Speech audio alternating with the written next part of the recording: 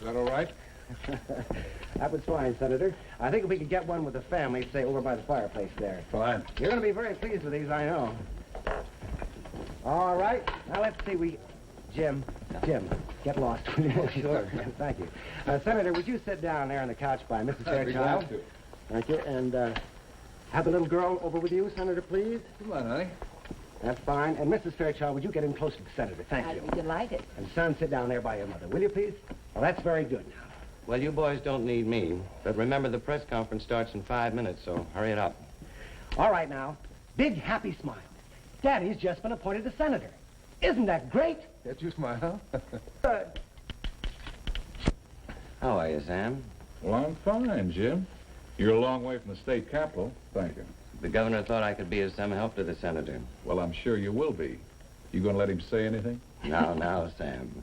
The duties of a press secretary are merely to see... See to it that the official mouth is never open wide enough to put a foot into it. Burke, Sunstar. And how are you, Phil? Inquisitive, Jim. Very inquisitive. How are you, Sam? I'm pretty good, Phil. Hey, look, Sam. Don't bother with the biographical notes. I can sum them up in one word for you. Perfect. Fairchild's real presidential timber. No fooling.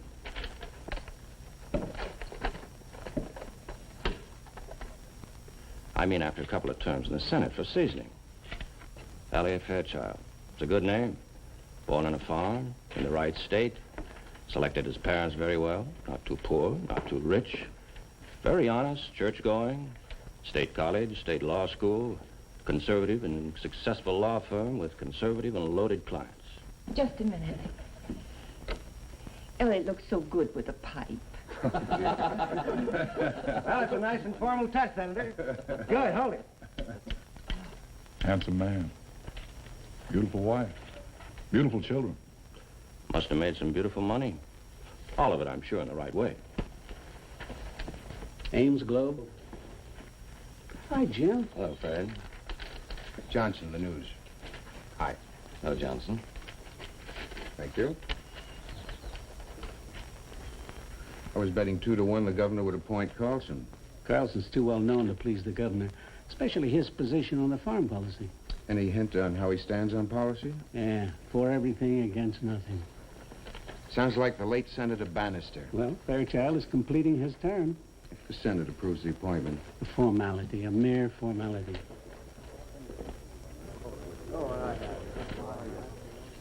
Hello. How do you do? Your paper. Hallam Falls Times. The Hallam Falls Times. I'm afraid, Mr. Boxley. Cliff Boxley. I'm terribly sorry, Mr. Boxley, but the press conference is open only to the newspapers on this list, and I don't see the Hallam Falls Times. You see, Mr. Fairchild was born and raised in Hallam Falls. That's upstate. Naturally, the upstate folks, especially in his hometown, would like a little story. May we make a note of your press card for the record? Fine, fine. I'm sure Mr. Fairchild would be delighted to have someone here from his hometown. Hallam Falls Times, Mr. Cliff Boxley. Just make a note I okayed it, will you? Yes, sir. Here you are, Mr. Boxley. Oh, thanks.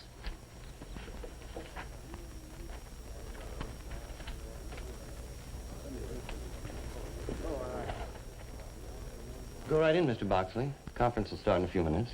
Thank you.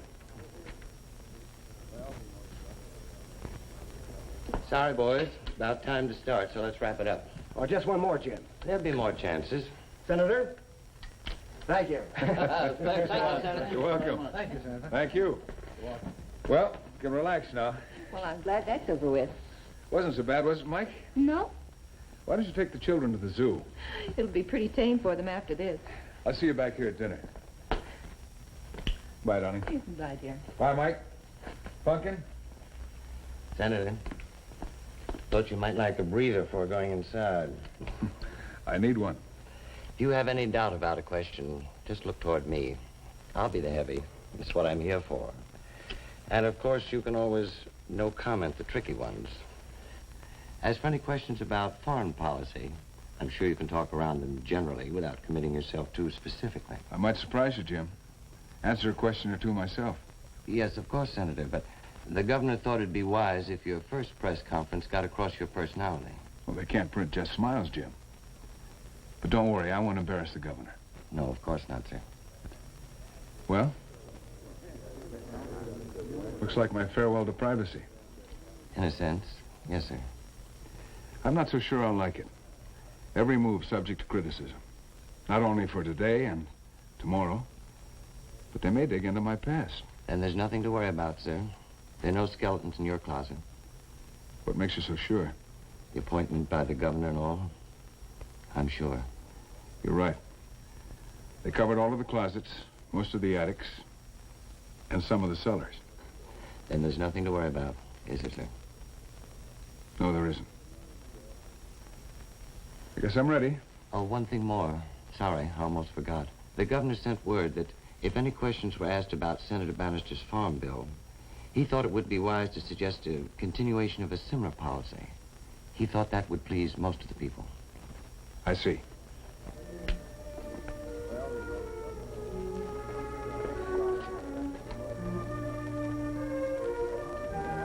All ready, sir? Right.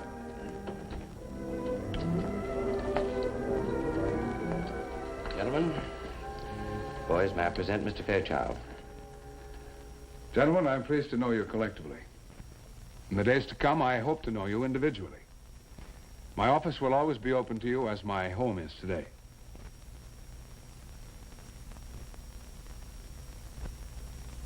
Make yourselves comfortable, gentlemen. All right, Smoke? Go right ahead. First, I would like to say that I am honored at having been appointed to fill the unexpired term of the late and illustrious Senator Bannister. I shall endeavor to serve the people of this state vigorously and determinedly. Now, Jim Stevens tells me you have a question or two you'd like to ask. Johnson, News. Mr. Johnson. Do you anticipate any objection to your appointment on the Senate floor? No, sir. Thank you. Burke, Sun Star. Mr. Burke? Mr. Fairchild, some people were rather surprised at your appointment. Surprised, but not shocked, I trust. I'm sure that most people thought the governor would appoint a major public figure to fill out the term. I sincerely hope that his choice of me will not prove to be a disappointment. Ames, Globe? Mr. Ames. Mr. Ames. When did you and the governor meet, sir? We've known each other socially for some years. You supported him in the last campaign? Yes, sir. Wasn't that when you really became such good friends? That is true. Stacy, Harold. Yes, sir? Senator, I guess we can safely call you that. Oh, thank you, Mr. Stacy. Senator, you plan to support Senator Bannister's policies? Yes, for the most part. What about the other part? What part of the other part, Mr. Stacy? Foreign policy, for instance. I don't think that question is... I've got it, Jim. Yes, sir. To answer your question, Mr. Stacy, or rather not to answer it, the Foreign Relations Committee is a very strong arm of the United States Senate. Its members are well-versed in foreign affairs.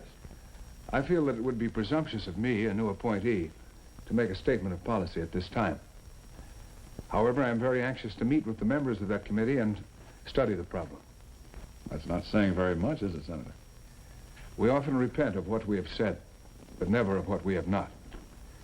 I believe Thomas Jefferson said that in one of his press conferences. That's a very erudite observation, Senator. Do you plan on bringing erudition to the Senate, Mr. Fairchild? I believe it's already there, Mr. Ames. What do you plan to do about the late Senator Bannister's farm policy? I will introduce it at the next session, just as he would have done. Are you going to fight for it? No, not unless it's amended.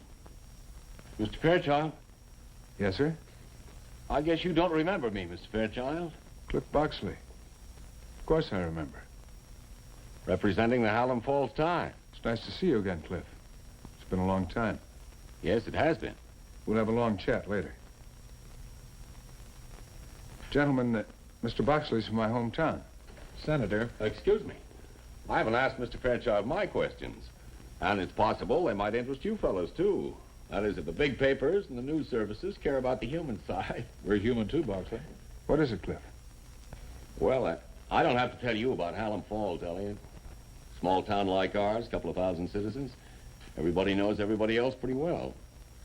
And when we can, we like to know the kind of human beings our officials are. the way we know our neighbors. You always said it was just as important to know a man's character as his opinion. Perhaps more important. Like a fellow says he's for some controversial bill. Well, he's not going to get it through if he's the kind who can't stand up to fight, is he? What are you trying to do, write an editorial, Boxley? Just what is your point, Cliff? The point is, what kind of fellow are you? Whether you're the same kind you used to be. We'll go over that later, Cliff. Leisurely. Let's tackle it now. Oh, let's get on. Aren't you fellows interested in the senator's character? Deadlines, too. We don't all work on weeklies, Boxley. Okay, I'll cut it short. Elliot, I want to tell you something that happened in our town, and I'd like your opinion of it. There were two boys, both of them plenty smart. They were rivals for the state scholarship fund, college. Everybody knew it was between the two of them. Also, everybody knew that one of them, let's call him Tommy, had the edge on the other boy. Maybe you recall that scholarship? It's very important, both in money and in prestige. Yes, of course I remember it. But I don't think this is the time or the place to discuss it. Oh, I think it is. Now, the second fellow, Tommy, was at a roadhouse when it was raided. And as a result, the scholarship board decided his character wasn't up to par, thereby eliminating his chances for the scholarship and giving it to the second fellow I mentioned. Mr. Boxley, I think you've taken up enough time. There are other men who... Let him talk, Jim. Thanks. Now, the real point is, the second fellow maneuvered Tommy to the roadhouse that night. The police got a tip that a wanted criminal was holed up there. Police didn't find the criminal. They found Tommy. Now, the big question, Mr. Fairchild, do you think a boy who would pull a thing like that to start his career off would someday make a good senator? You don't know what you're saying. He rarely goes back to Hallam Falls. Can't say I blame him. His mother and father still live on the old farm, working. But if you fellas went to Hallam Falls today, you'd see that old farmhouse with a fresh coat of paint, new furniture, fixed up a couple of weeks ago, just when he gets to be good newspaper copy. I think you've gone far enough, Cliff. Gentlemen, any more questions? Wasn't the house painted? Yes, of course it was painted. What else, Boxley? Maybe the next chapter's kind of corny to you city fellows. I guess you'd sort of call it the girl he left behind.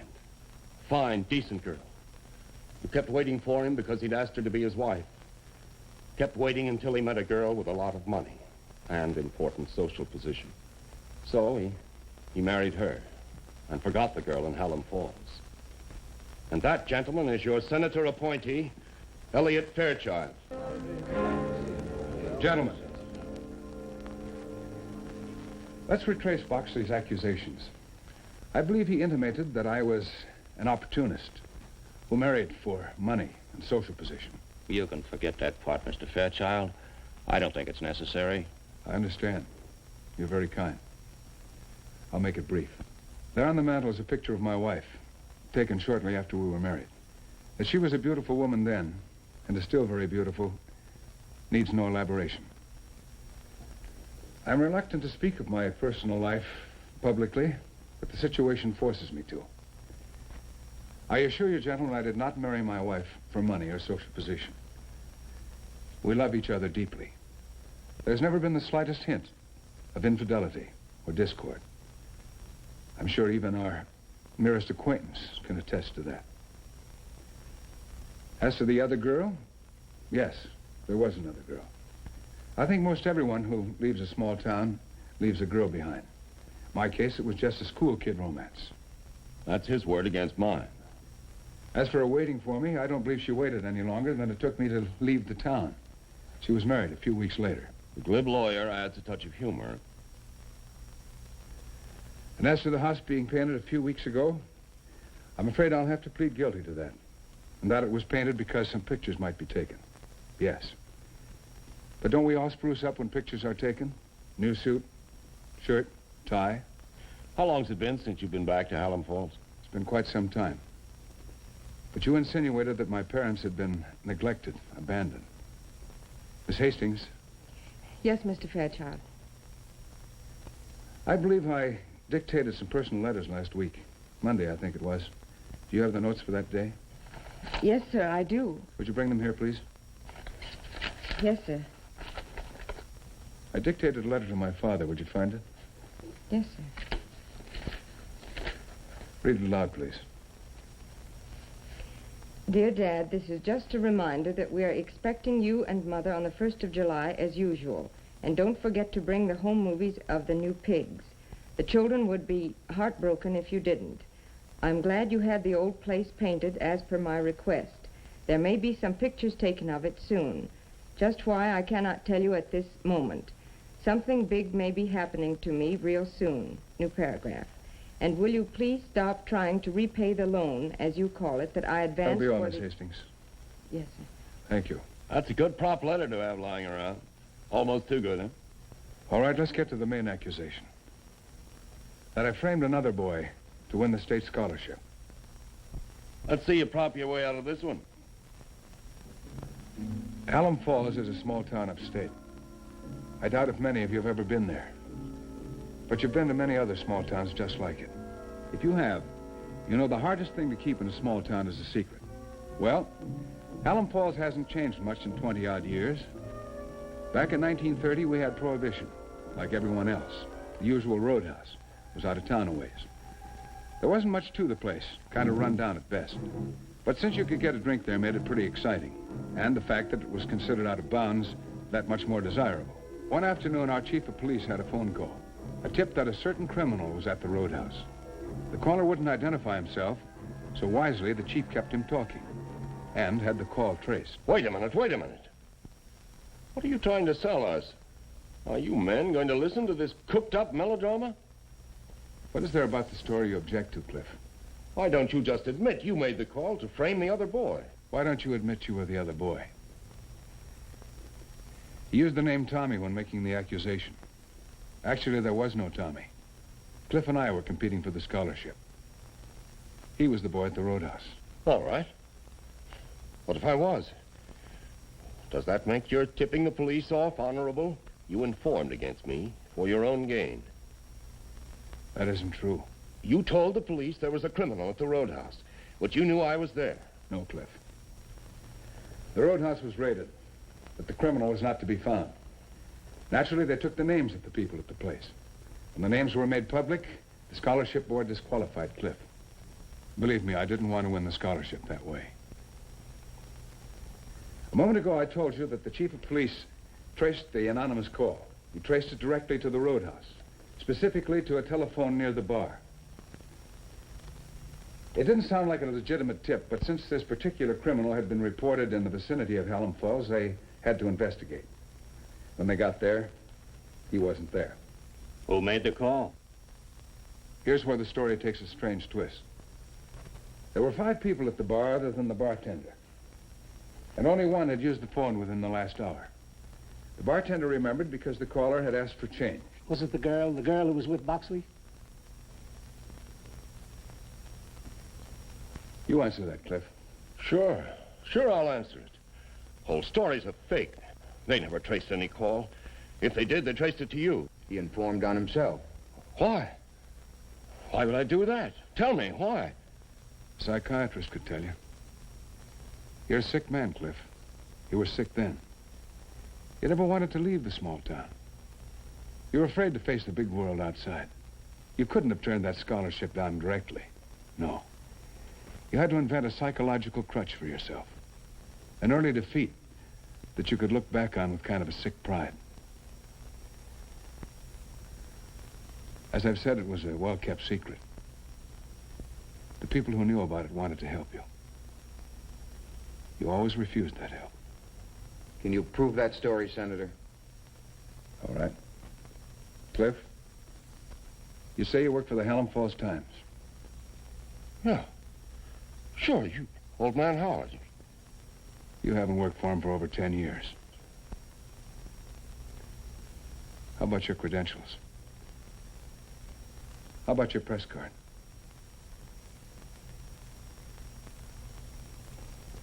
The date on it. Go ahead. I'm sorry, Cliff. I didn't want to have to go this far. All right, gentlemen, shall we continue? You've never let me alone. Not for 25 years. Put the gun away, Boxley. Stay where you are. Stay seated. You two, I know what you're thinking. Yeah, I'm a dumb rube from a small town. All of this could have been mine. Boy, it is mine. Right now, I own it. I own it. I'm not giving it back to you. Of course you own it. I don't want anything that's yours, Cliff. I never have. You can believe that. One more move. All right, Cliff.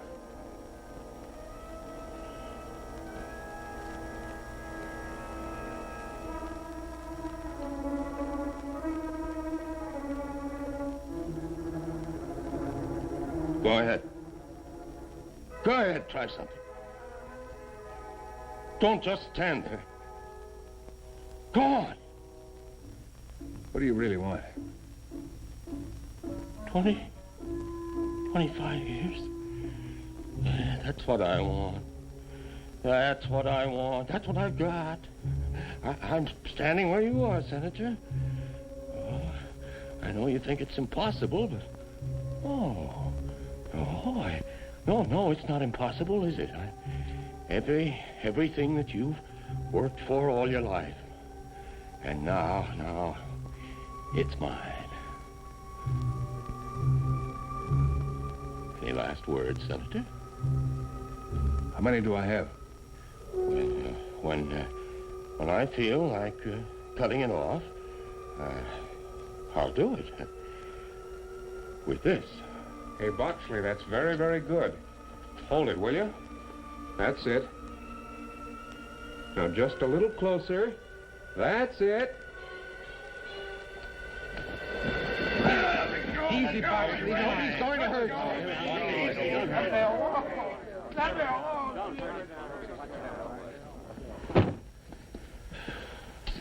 I wish I could say something more than thanks.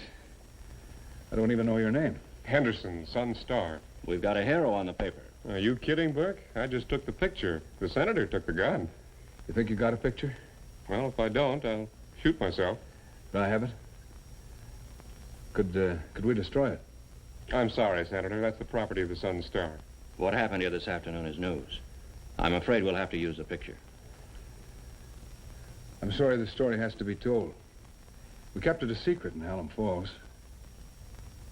Guess that can't be done here. That's right. Those days are over, Senator. You now belong to the people. As far as the people are concerned, I think they will be well served. Thank you. Well, gentlemen, I don't suppose there are any more questions. Yeah, what time is it? I've got a deadline tomorrow. Well, Goodbye, Senator. Goodbye, Senator. Goodbye. All right. Goodbye, Senator. Goodbye. Thank you very much, Mr. Senator. Bye, sir. Bye.